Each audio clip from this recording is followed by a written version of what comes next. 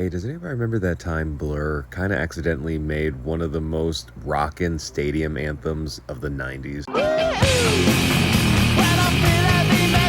So this was the only song that most of us knew from Blur, but it worked out for at least the lead singer because he ended up starting another project. You can hear it. I ain't happy when I was young. Something I appreciate about the title Song 2 is that that's how we described songs, and at least in the 90s and early 2000s was like, oh, my favorite song was Song 7 or Song 3, and we'd also have this argument of like which song number would typically be the best. But this Song 2, it followed this suit, because if I remember right, one of the gimmicks at the time was the song was 2 minutes and 2 seconds long, and then it had like two of each part. So like the intro had two parts. There was the acoustic version of that iconic guitar riff.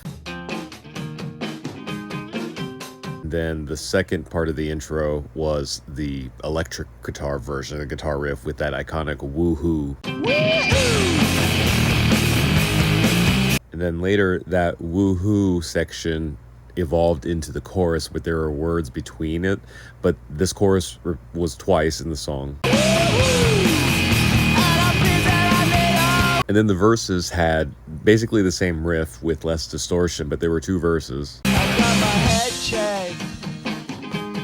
And I just have to point out how gritty and visceral this bass distortion is. It's just so hard hitting.